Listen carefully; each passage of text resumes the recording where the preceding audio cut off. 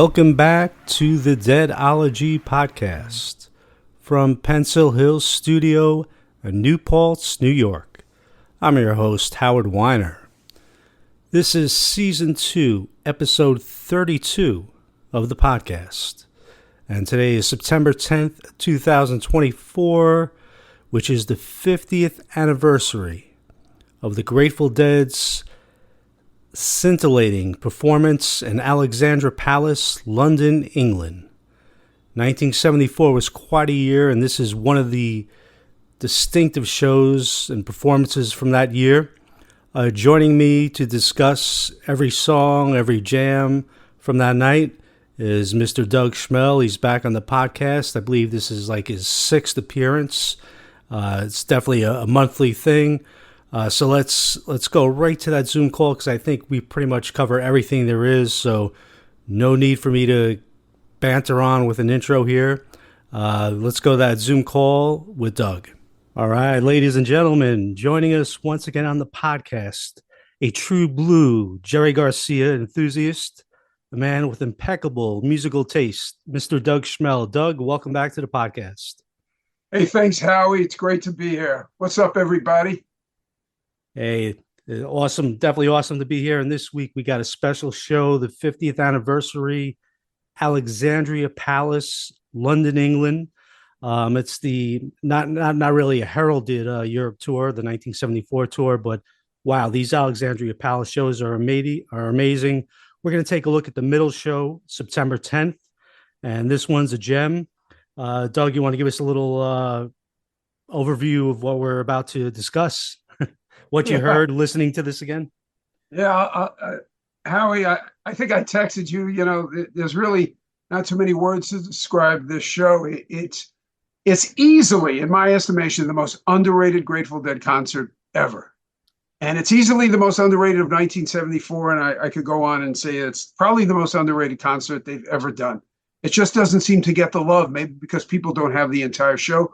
But most of it was released on Dick's Picks number 7.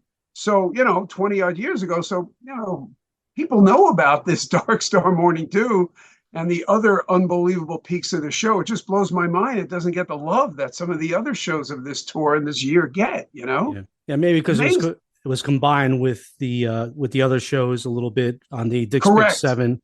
Plus the Europe 72 tour probably overshadows everything really. But of course, right. This is the second tour of Europe, if you will. They played 7 shows. They played the night before, which was the 9th. And that was a weird show. That was only a 1-set show, I believe, because they started late or something. So it appears, like a 2-set show, but it's really just 1 set. They played a whole bunch of stuff, concluding with a nice jam of a Truck and Wharf Rat, and then Uncle John's and a Johnny Be Good. That serves like at the end of a 2nd set, but it was really a 1-set show. And the next night is a great show. 9/11/74 is a wonderful show.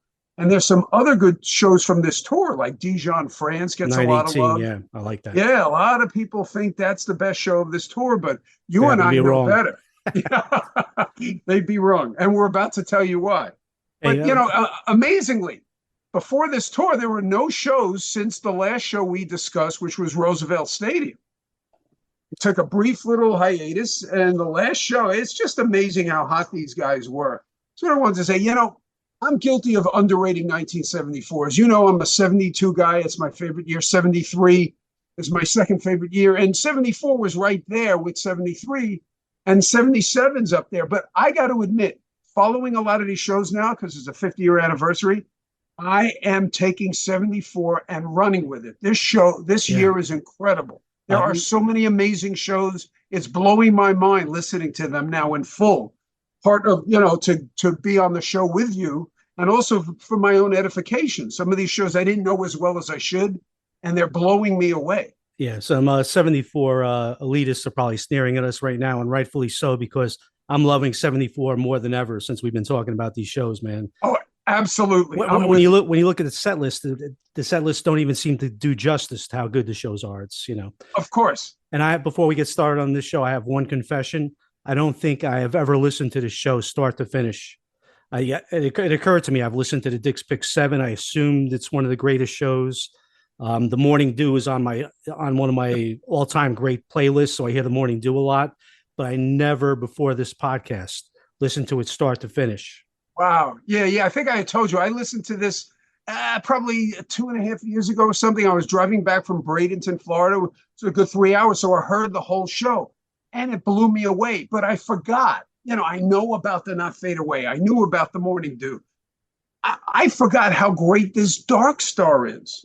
It's easily the best of the year. And it's my favorite, either one or two of 1972 or before.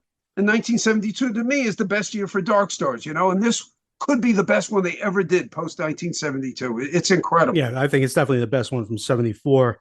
And it took me by surprise, too. I've heard it before, but when I listened to this show 3 times in the last couple of days, I'm driving over the mountain. It just blew me away. But hey, we'll get to the Dark Star. That's absolutely. Yeah, we're going to be all over that. Hey, why don't you lead us into this unique opening for the show? Yeah. Round and around. I'll tell you. I love this song, Howie. It really takes you by surprise. I knew about Around and Around because of 1977 versions, and then later on when it became a cookie cutter, like set ending to set two, it was never as good as it was. The best Around and Arounds are from 72 to 74. They're incredible. And this one is great. It's not as long as some of the other ones, but it's just phenomenal. Great jamming. Nice work by Keith. On the organ, I'll tell you. Just got a different kind of sound, and it starts the show in the perfect way. Really can't ask for a better show opener, Yeah, definitely. And then you get the Mississippi half step in the second hole, and wow. This is a beautiful half step. One of the best ever, pre-hiatus. Obviously it really came into its own in 77, but out of the ones prior to 77, oh my God, this is up there. It's just perfect. The singing. A little flub in the lyrics, but Jerry makes up for it. It's just great. It sounds perfect. Yeah, the playing is so tasty, and the cool thing about the way they open this show, it's unlike any other show. Around and Around half step to open in the 72 to 74 period. Sometimes it's a little predictable. It could be even boring. Promised Land, Sugary. It's not correct. It's more predictable. I agree. This was so exciting to listen to. Just starting off Around and Around half step. And the show never lets up. It's got like that unique feel where everything is desirable. I agree. It's funny.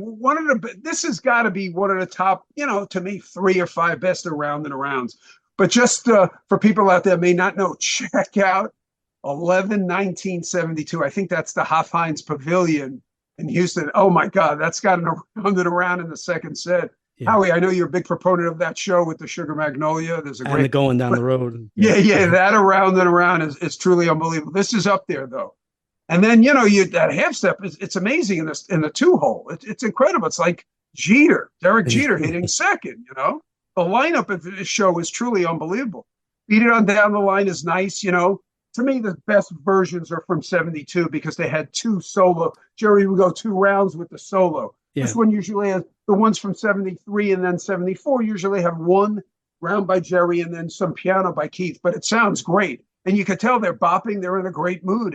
And the wall of sounds incredible on this show. Yeah, and Alexandra Palace just bringing it into that place. I didn't do the research on the place itself. Do you know offhand how many people were in there or anything about the Alexandra Palace? It's funny. I know about the Alexandra Palace because I have a horror movie in which a bunch of scenes were filmed inside Alexandra Palace. And it's this huge venue. It's got a huge outside. I really don't have any idea about the inside, but it's a huge place. It's incredible. That's probably why they called it, Alexandra Palace. It's huge. Yep, and they're able to get the wall and sound in there very yeah, of course. Isn't it amazing that they were traveling around with this? Obviously they did the hiatus, but 74, what a year because of that, sound system. Truly unbelievable. That's a band really giving it all for their fans. And of course, they were losing money. Yeah. They're losing money with the transportation, the gas, having to pay the roadies, the crew. It's crazy. But they were doing it because of the love of the music and for their audience. They wanted to give the best concert possible. Speaking of best concert possible, they then go into a beautiful Peggio. Hey, Howie, I just want to preface this Peggio saying, I've never been the biggest Peggio fan. It's a great song. There's a lot, from 79 and that time period. Yeah. And I usually don't like those. But just like Ship of Fools, I remember mentioning this in our last discussion, either on 6/16/74 Iowa, or the show from Roosevelt Stadium. I've really gotten to like Ship of Fools when I listen to them more. Same thing with Peggy-O. I listened to the ones from 74. What a beautiful song. And this one might be the best one I've heard.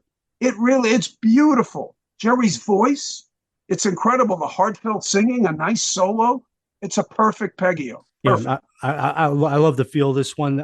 77, there's some great Peggy-Os. I did the Englishtown show like last week. That one's spectacular. But there's something very cool, like innocent about these 73, 74 Peggy-Os. The first one they did was December 10th, 73. I think this is like the 7th of 74. So it's rare. Once again, with the kind of theme of the show, they're putting together a very unusual, kind of cool show, unlike anything else. So this very distinctive show, the way they're playing, the way the songs are lined up. But yeah, I love the Peggy-O. Yeah.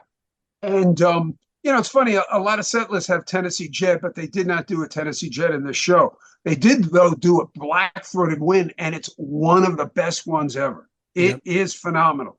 Jerry's hitting those notes at the end. The singing's great. Oh, my God. Yeah. What a great Black-Throated Wind, Howard. Yeah, I didn't realize it till the second time I heard this show. I said, wait a minute, Jerry's cooking there. And even like, they're during the City Blues part and all that, he's got these like little bubbling low notes going. And yeah, it's a sneaky Black-Throated Wind, but it's very hot, especially at the end. Yeah, it's beautiful. I love listening to Bobby singing with Jerry underneath. I call it like underneath, hitting those notes, those beautiful picking notes. And then he hits like a crescendo, and then he comes back for a little more. This is easily one of the best ones I've heard. And just to give you guys out there, you want to hear, to me, what the best Black-Throated Wind ever is from San Diego, 11/14/73. Definitely. That is nuts. Yeah. If you guys want a good Black-Throated Wind, this one is up there. I'll tell you, I'll put it in the top 3, maybe, at worst, top 5 ever. But that one to me is the best. But this is right there. San Diego, no doubt, man. Yeah, I heard that. I was listening to the Grateful Dead channel. I didn't know that until about maybe 6 months ago. I heard the Black-Throated Wind. I was like, oh yeah, you could throw blew stuff. Me away. Yeah. That's the type of thing. You'll get into an accident. You'll throw stuff in your car, maybe an ashtray. You know what I'm saying? Lose an ashtray. But what comes next, I'll tell you, is to me the most underrated aspect of the show is the China Cat. I Know You Rider. It doesn't get any love in the heady version. When you look up on this song, I don't even believe if it was on Dick's Pick 7. Correct me if I'm wrong. Because the rider had a cut where they had to splice in some audience. Yeah, I think you're right. There's a cut in the rider. It's not a bad one though. It's only probably 20 seconds, before the, I think one of the lyrics in the Northbound Train. But oh my God, this China Cat, Howie, I remember telling you about this, a couple of years ago after I heard it driving back from Bradenton, Florida, which is near Sarasota. I could not believe how hot this China Cat is. It's got everything you're looking for, from these 74 versions. Some great jamming. The lyrics are great. He's taking his time. It's got that great feeling groovy jam at the end. And then what a peak he hits before they go into Rider. One of the best ones I've ever heard. It's phenomenal. Definitely. Hey, let's take a listen. We're going to play a little portion right now. I like to call right before they go into Feeling Groovy. Jerry does like a little mating dance kind of thing. It's like a little unusual thing he does before that I never heard before they hit the Feeling Groovy. It's awesome, and then he's got the real quick hitting notes in the Feeling Groovy. So phenomenal. Yeah, let's check that out.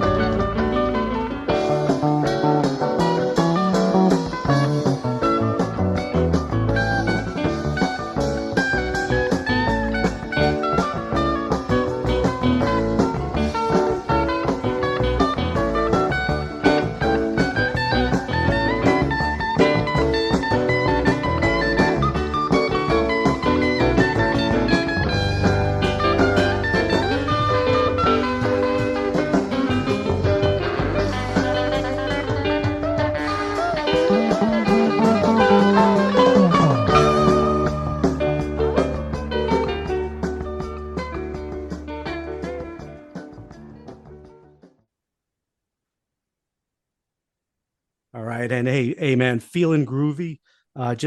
When they did it in Dark Star and Dancing in the Streets, I think they did it in Dancing in the Streets. It sounded great, but it was like an added jam. The feeling Correct. groovy in China Cat sounds like it's part of the China Cat Rider. It sounds like a natural part of it. So they did a great job Correct. placing it, man. Yeah. No, you're right. It evolved. It's funny. You listen to like an unbelievable China Cat Rider from Veneta. Veneta, I listened to fairly recently because it was the a 52-year anniversary of Veneta recently on 8/27. So I listened to that, and that doesn't have a feeling groovy jam. It just naturally evolves. It's incredible how they added that. You're right, and it became part of the song. It's amazing. An extended China Cat from starting in early 72 to a 5.5 minute song, then maybe 6, 7 to now a 9 minute song by 74. 9 minutes, and none of it is boring. Yep, every single version is great. It's like I agree. There's no such thing as a miss. There are no bad China Cats. Yeah, starting in 73, it truly is amazing. This is one of the best ones I've heard. I'll put it in the top 3. I really mean that. As good as Iowa is, and Iowa might be the best, this is up there. This is in that top 3. I love that bridge before I Know You Rider, after the Feeling Groovy Jam, where Jerry just hits these peaking notes, turning it over into the I Know You Rider. It is phenomenal. Yeah, and Rider isn't long, but also even in the Rider, you get a hot jam at the end. Oh yeah, that second jam is I've heard about 3 times in the last few days. I just love that song. I love the individual solos, those 2 solos. Yeah, this one cooks, Howard. Yeah, and it was funny you mentioned before, no Tennessee Jet, no Mexicali. There was also a misplaced Black Peter in one of these set lists. I don't know why there's so many mistakes on these on this particular. Correct. Even in Dead Bass, when they recorrected it, they had a mistake in there. But so there's no Jed, no Mexicali, and no Black Peter. Yeah, and you don't need any of them because it's one of the greatest sets by itself. Yeah. After the I Know You Rider, I believe is the Loser. Correct? Am I right? Correct. And that Loser is phenomenal. It really is. That's one of the best losers I've ever heard. There's something to be said about these pre-77 losers. Loser really, the jam extended in 77, and Jerry's very hot. But these are more delicate and more definitive of what the song is about to me, These 72 to 74 versions, outstanding. This one's great. What a beautiful jam. Definitely, I hear that. No matter what the song is, whether it's Deal, you could make the jam longer, you could be into it, but you kind of lose the feel because you've done it as an artist. You played it a couple hundred times. It's hard to have that authentic feel, which these earlier losers do. That's a great point, Howie. I agree with that. The authenticity of these. Good point with the Deal, good point with the Loser. Beautiful songs, all Jerry songs, that Jerry really, Hunter writes the lyrics. He incorporates the music, and what a combination on some of these songs. The Loser, to me, is such an underrated song. Obviously, it gets, love, but it's such a great song. I'll never skip a Loser. It's amazing. No matter what kind of mood I'm in, it's a short jam. I don't need it. Never skip a Loser. It's such a great song. Yeah, this one is truly one of the best. It's a slower song, but it really isn't. It's, it commands attention. Absolutely. And then we go into the Big Weather Report suite. Oh, man. Howie, I'll tell you. I could not believe this is easily the best Weather Report suite, of the entire year. And it might be the best one ever because it contains, to me, one of the, if not the greatest Let It Grow. Now, I know you listened to it, recently in preparation for this interview. I knew, and I remember from Dick's Pick 7, how good this Let It Grow was. But repeated listens, it never gets boring. There's some unbelievable notes by Jerry in the middle of that Let It Grow. I've never heard him do that before. There's some outstanding versions, as we know, from 77. You got DeKalb, Illinois, from 10/29, 77. You got the Colgate a few days later. Those are great Let It Grows. Alpine Valley, 82. You got 9/7/73. Today's September 7th. So we're paying homage to 151 years ago, which you believe is one of the best, if not the best ever, from Nassau Coliseum. But I'll tell you, I like these Let It Grows from 73 and 74 better than the ones I just mentioned from DeKalb and from Colgate. They're pure. They're more innocent. Like you said, they're more authentic. The jamming and some of them are astounding. And this is one of them. The jamming in this blows my mind every time I listen to it, Howie. There's something, I don't know what Jerry was on, but it was good, whatever he was on. I mean, Yeah. he's rocking and rolling. It's so creative. It's not just it's so good because of what he's playing. It's the creativity. I mean, he doesn't know what he's doing next. He's just hitting these unbelievable notes while he's, looking at Bobby and looking at Phil and saying, "What am I got? What have I got here?" And he had pure perfection. To me, it's just unbelievable. Yeah, I had always thought the Landover 74 is the best. I still might put that as number one, but this is amazing. This one, I got to admit, really didn't know until I started listening to this tape again. It's And so good. yeah, no, it's incredible. And the thing is, Jerry starts his barrage early, much earlier than Correct. usual. He's like Correct. he's like at in overdrive 2 minutes into the jam. It's very That hot. that Yeah. that's what makes it so special to me. You're right. Landover's great. It was only what a month and a half Yeah. before, or a month to July change. It was from 29th. Yeah. July 29th, and that one has an unbelievable jam, outro jam. Yeah. This one, the jam is better in the middle after after the lyrics, Yeah. before it's right. I am. It's incredible. So that one, you're right. That still might be better because of that nutty outro jam. But this one, I'll tell you, I could not believe Howie. I remembered it being hot because of Dick's Pick 7, but repeated listens, it just confirmed this might be the greatest Weather Report suite ever. Yeah. It's that good. I got to keep going back to it because I just discovered it. So it's one I'm like, hey, this show is going to be on my mind. In fact, I'm going to a tattoo parlor and I'm going to get the numerals 91074 tattooed on my head. So yeah. The next time I interview, I'm going to say, hey, what's those? It looks like Roman numerals on your scalp, Howard. And it's funny, they're not even done yet. They go into this beautiful Stella Blue from the Weather Report suite. You figure they could end the set as they did a lot of times in 1974 by ending the first set, or 73, with a Weather Report suite, but they go into Stella Blue. And the Stella Blue is gorgeous. Yep. It's perfect. What a way to end the first set. It's ridiculous. It's not the longest first set ever. It's probably just under 90 minutes. I don't even think it's 90 minutes, and back then 90 minutes was pretty much a standard for, a first set, 73, 74. This one might be, but it is unbelievable. Yeah. Unbelievable. That Stella is beautiful. It's very engaging, very unusual. I think probably the only time they ended the first set with Stella. I don't know if I'm wrong with that, but it's probably, it's perfect. Yeah. Just walking off the stage after Jerry sings those heartfelt lyrics in that beautiful jam at the end, I could see him saying, yeah, we don't need to do anything more at this point, perfect. And then of course they do the Sea Stones, but I don't have the Sea Stones. My recording is from the one that you had downloaded, onto CD years ago. I have your copy and there's no Sea Stones, but to me it doesn't matter. But man, just overview of this first set, it's perfect. It really is. It's a perfect first set. Yeah, and Jerry's again, engaged. It's hard to even look at the set list and even imagine how hot it is. You have to listen to it. I agree. Right, you can't tell by just looking at the song list. It's so perfect to me. Yeah, maybe one of the best. Everything's out of place. Like usually you get a play-in or a Casey Jones Correct. At the end of the set. It's so unusual. Weather Report into Stella Blue, right, to end the first set.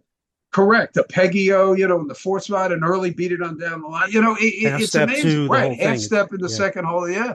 China Rider comes kind of early. Usually they were a lot later on in a set or the beginning of set 2, by 74. But God, I'll tell you, what a great first set.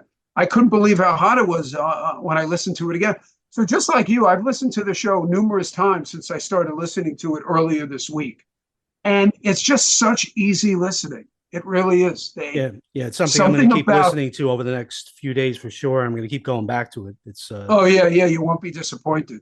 And another out of place, even to start the second set. We're talking about mixing things up. They start the second set with Me and My Uncle. They did that before in 73, maybe once or twice. UCLA, was it possibly? Or? Yeah. I think UCLA. They start. Is that the second set with it? Yeah, and it's great also. A lot of people think this is like one of the best Me and My Uncles ever, and it's got unbelievable, ferocious jam, and it's got great tempo. It's like fast, and I like it right out of the gate. What are your thoughts on this Me and My Uncle, Howard? And it was nice. I didn't put it in the context of looking at the greatest of all time as far as the uncle, but it was enjoyable, man. I was in my car singing along with it. Same thing with the dire wolf that ensues, man. Bobby has a nice and now we continue with this. Welcome back to the second set, folks. Now we have a tragedy. Song of death and destruction. That's exactly. We have now a next song of death and destruction, and they go right into dire wolf. And the dire wolf's nice. You know, a lot of people, you think of dire wolf and it might be a throwaway song, but the beauty of dire wolf is the lyrics. It's a Jerry song singing, and there's two solos. Back in the day, before it became maybe a throwaway song, in 72, some in 73 and 74, there are two solos, two really nice solos. That's what I like about this song. And they're short, but I love it. You know, I love hearing Jerry on his own, you know, just noodling, hitting his notes. Definitely enjoyed this version, but it's kind of cool the way it's almost like a pyramid they're building up, for what's to come. But it's amazing. And what's to come next, Howard? It's another song that's out of place, and it might be the greatest version ever. Yeah, I think look, we know there's two unbelievable. Now we're talking to folks, of course, about Not Fade Away. There are two unbelievable Not Fade Aways that most people attribute and stay at the top from 1977. One is Cornell, obviously, which is a great one from 5/8/77. The next one is from Englishtown, 9/3/77. Those are kind of the benchmark for Not Fade Aways, and deservedly so. They're both incredible. They're long. You know, they're both, one of them's close to 70 minutes and one's over 20 minutes. This one clocks in at about just under 16 minutes, but it's a standalone Not Fade Away with no song or jam preceding it, and it doesn't go into anything, and it's just mind-boggling. One of a kind, distinctive. While you're on the 77, there's also the Winterland, March 20th, and correct. Albuquerque. That one's a little different. Yeah, that one's got one's got this unbelievable. I was thinking of how you put this one in context with those. Those are spectacular in their own way, but this is up to 74. You can't even argue. This is the best Not Fade Away. Right. This is the best Not Fade Away ever up to this point. It's true that. So, and like I said, it's just under 16 minutes. It's amazing. Remember, I had mentioned this to you a few years back, and you were like, Doug, I don't think I remember this one, right? Yeah. And what did you? I was just fixated on the Morning Dew. You turned me on to the Morning Dew. You said that's the best Morning Dew. And I really grabbed hold of that. Then I was going to Jamaica. I remember right before I went to Jamaica, you told me that how great this Not Fade Away was. And I was on the beach. I remember that. Just blown away by this right before, a couple months before COVID hit, man. I'll never forget just being on the beach, enjoying that Not Fade Away, Dark Star, Morning Dew from the Dick's Picks. This Not Fade Away is incredible. And really, you can't put it in the same thing as the 77 ones because it's jazzier. It's a different feel. It's almost like, I agree. You got to separate it. This is the best from this period. 77 is more straightforward rock and roll kind of. Correct. I got you. And I wasn't suggesting that it's better. It's just to me, the idea of a standalone version, third song of a second set, when they have no business playing it at this point in the show, it's truly unbelievable. And the jam just takes off right away. It amazes me. It really does. There's some quick finger picking. There's just some lovely, melodic where it gets a little slower and then it comes back into the kind of main theme of the jam. It's just incredible. I've listened to it, say, twice in the last couple of days in preparation for this interview. And I just couldn't believe it's just like the China Cat to me, and it's just like the Let It Grow. It doesn't get old. It doesn't get boring, even on repeated listenings. It's amazing how let's hear a little bit of that, man. Well, they finish singing the second verse, and then Jerry steps into overdrive again. So enjoy. Right after, My Love Is Bigger Than a Cadillac. Oh my God. Get a load of this, folks.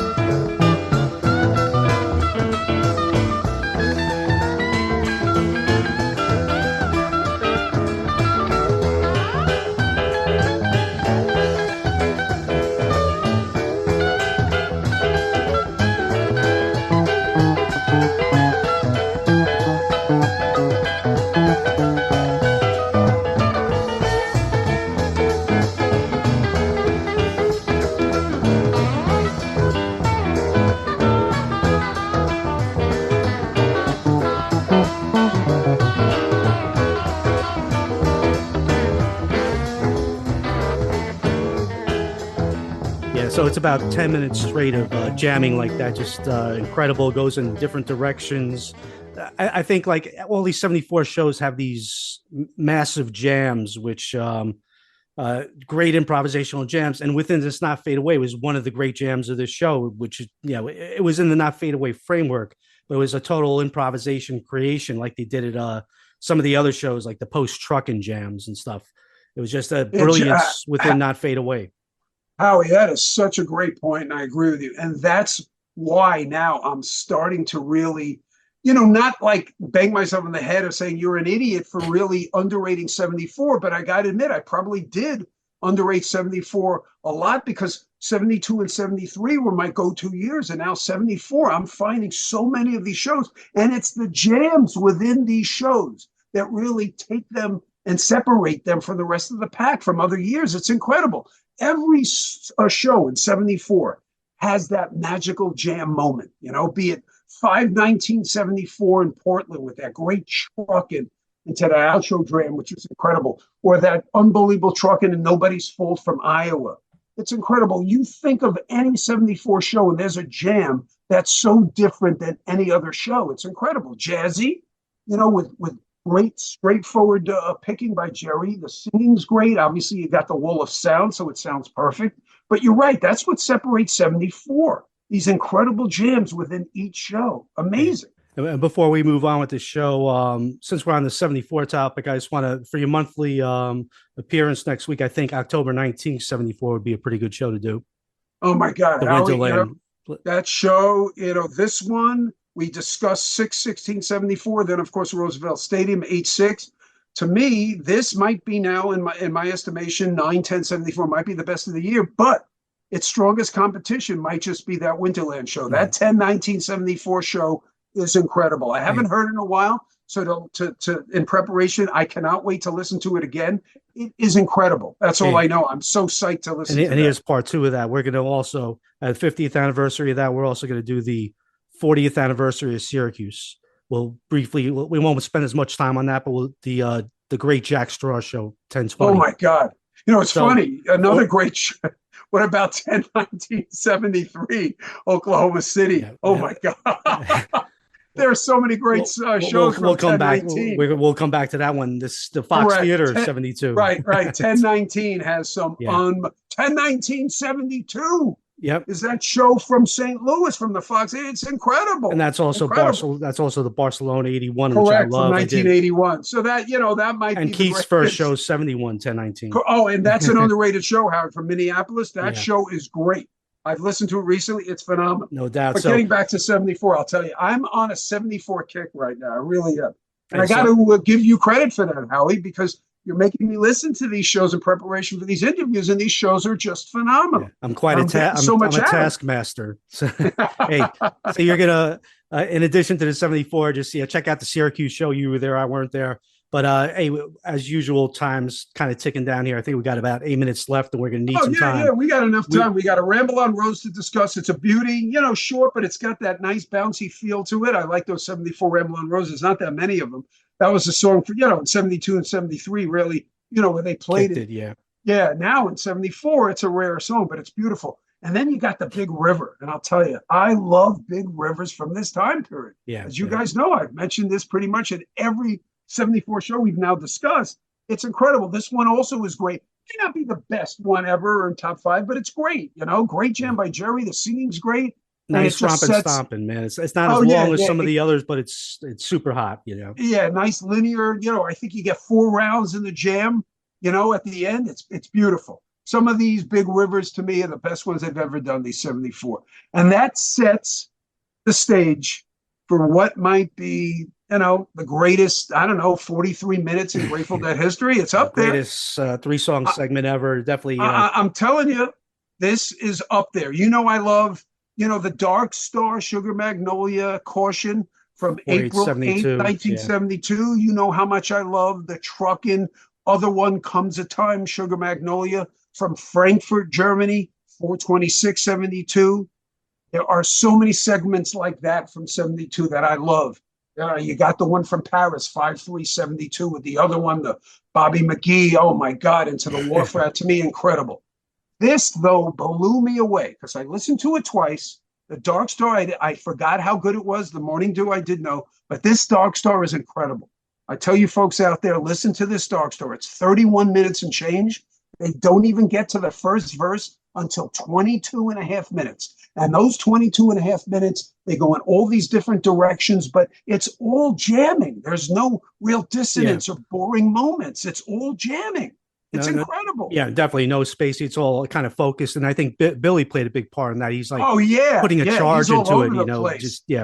That's one thing amazing. About this show that you could hear all the band members. You could hear Weir doing stuff, and everyone, they're together, but they're all showing off. They're all, chalk that up to the wall of sound, that you can hear that. But this one is just amazing. And then it sets the stage for what I consider, it's funny. I said it back then to you, Howie, it's the best Morning Dew ever. And then, not that I thought it wasn't, but there were other ones I've heard more recently that I thought might be as good. But you know what? I heard this twice now in the past couple of days. And this one is the best ever, in my estimation. When you told it's me the most underrated, too. Yeah. I'll tell you that. Oh, definitely. For some reason, it's definitely underrated. When you told me that, first time I listened to it, I knew it was the best. I've never backed off of that. It's incredible. Right. There you go. There you go. So just one thing about the Dark Star. So they do the verse. It's an incredible 22 minutes. One of the best, as good as it gets to the vocals. And there's like a almost time out of mind thing, which is only 7 or 8 minutes, but it's very cool. It's beautiful. Yeah. Great. Yeah. I came up with a name for it. I call it the Pickle Debutante Jam. Instead of, it's not time out of mind. I know what you're talking about. It's beautiful. Then they do some Tiger type stuff that's really nice.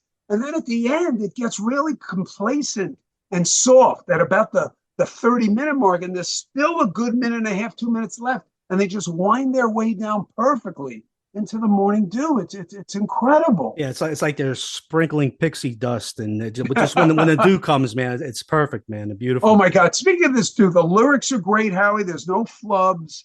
He changes one thing, and that first jam. It's insane. That middle solo might be the best middle solo ever in a Morning Dew. I didn't even realize that till my last couple listens. There you go.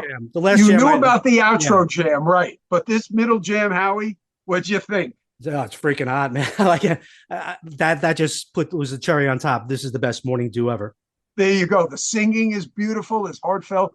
And then the main jam, the outro jam, I'll tell you, Howie, it gets me every time. There's some very soft, mellow, Jerry just setting the mood. And it's not that long. It's short, but I love it.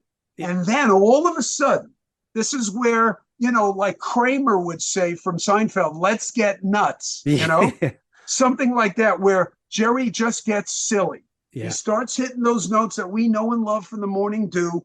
And then, gets a little faster. And then I could hear it right now in my head. It's hard to describe, obviously, to you guys. But it is very unique. He's never done that before, and he's never done it after. Yeah. Hey, let's sets up. Yeah. Let's listen to that Dew Jam, and then we'll get back to trying to. We'll see what we're talking about. Yeah. Enjoy. Buckle up. Put away sharp objects. All that kind of stuff. Make sure your health insurance is paid.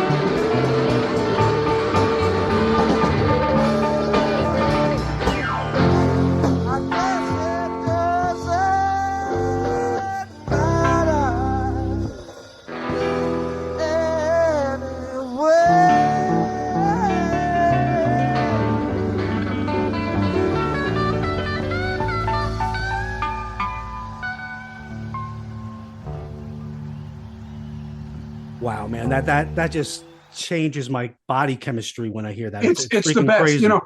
Howie. So here, I listened to it twice recently. One was in the car, and I was hooting and hollering. I was lowered the window, shouting at people, like, "Listen to this, you morons! You're living your life, and you're not even. This isn't a part of it. What the fuck is wrong with you?" Yeah, you're driving down the strip in Delray Beach or something, and it's the first thing from anyone's mind. 4 days ago, and then Thursday night, I took a walk around the neighborhood. It was 7 o'clock. It was getting dark. I set the perfect mood, Howie, for the Dark Store Morning Dew. And I am telling you, listening it with the headphones as it was getting dark, walking back to my house, I had this like religious experience. I could not believe what I was listening to. It was better than I had ever heard it before, because when you listen with headphones, there's no distractions, and you really do hear every instrument. And I was laughing. I'm like, is this possible? Yeah. That this guy, Jerry Garcia, could be that great of a guitarist, and that there are 17 versions on Heady version that are considered better than this. This is the 18th best version according to Heady. And this was available in Dick's Picks Volume 7. It wasn't like it wasn't available. That's my point. Well, why isn't people outing this? Because it was released, so it was an official release. People knew about it. It just amazes me. Like you said earlier on, it's an underrated show, and like Cornell, which is the most popular show. That therefore the Dew is going to get. I get it, and Cornell, don't get me wrong, is a great Dew, but to me, this blows Cornell. It does. Away. It's much better because Garcia completely goes off, and also Weir, man.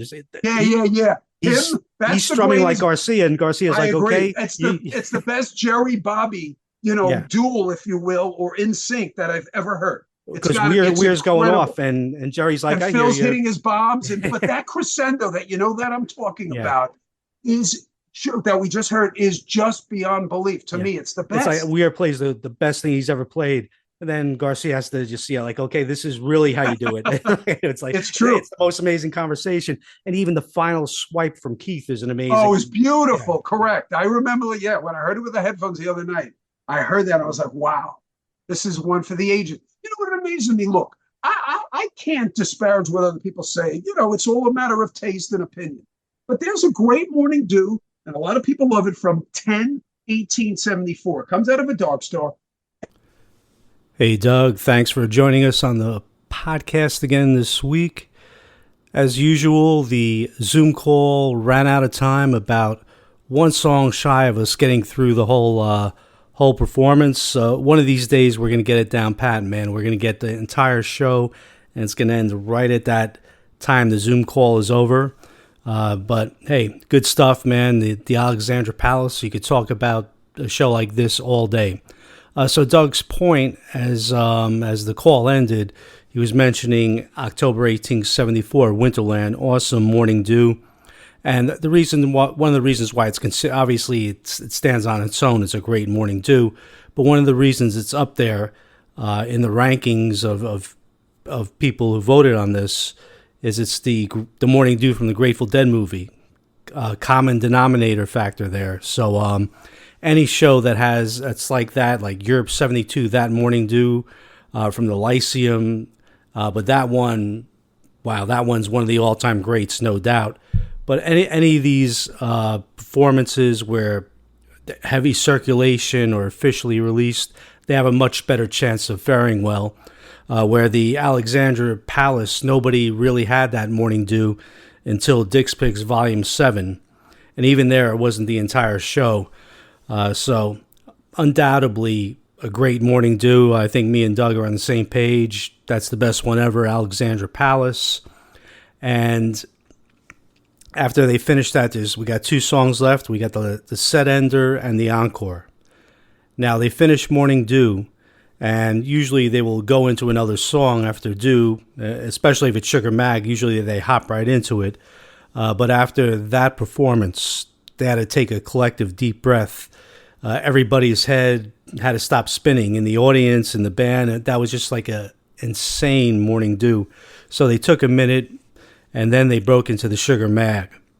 And this Sugar Mag, pretty incredible. I listened to it once because I wanted to hear it because it wasn't on the Dick's Picks Volume 7. I probably listened to it a couple times. But listening to it again, I was kind of blown away at how good it was. From 72 to 74, you got those crazy Sugar Mags where, that this is just like the peak period for Sugar Mag. So I don't think it landed in my top 10 as far as Sugar Mag, but definitely much better than average. Garcia and the band put a real charge into the Sugar Mag jam here. So what a great segment that is. Dark Star, Morning Dew, Sugar Mag, to go with everything that already took place that night. And the encore, U.S. Blues. And a tremendous version, definitely one of the best ones. And to play this in England, it's kind of like a State of the Union address for the English audience. I mean, crazy times in America, man. Richard Nixon, a month ago, had resigned from the presidency. The United States is retreating, getting out of Vietnam. So U.S. Blues definitely was a State of the Union kind of thing. What a great current kind of song, and the way Hunter wrote it, man, just such great lyric writing. It rings true today. It wasn't strictly a '74 song. Really, it could really fit any period in the United States history. That's kind of what Hunter and Dylan had like magic at doing, just writing these songs that are timeless, where they could address something, but yet just timeless. They would address future events that hadn't happened yet, which is pretty amazing. And really the basics and essential of great songwriting. So we got a great U.S. Blues to wrap up the show, and undoubtedly one of the shows of the year, and has to be the most underrated show of 1974. So that wraps up the Alexandra Palace, available on Dick's Picks Volume 7, but I would definitely recommend seeking out the whole show, listening it start to finish. Just an amazing night of music. And once again, I'm your host, Howard Weiner. We'll be back next week with another dose of Deadology.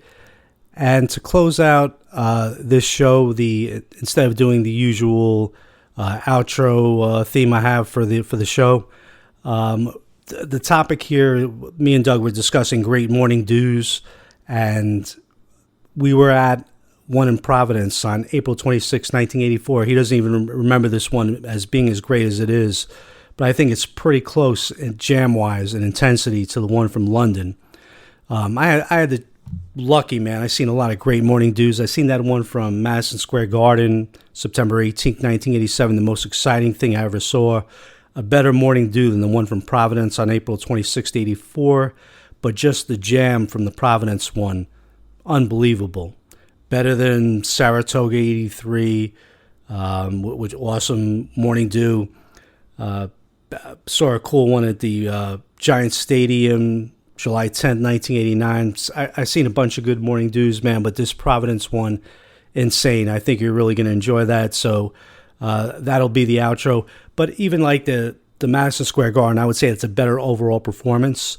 The problem with Providence is Jerry's voice just isn't there. He had a really rough night singing, and unusually we're the model of consistency as far as vocals. He had a cold and a bad night singing that night too, and I may never get to review that April 26th, 84 show from Providence on the Deadology podcast. So I figured, hey, this is the perfect episode to do the Morning Dew Jam as the outro.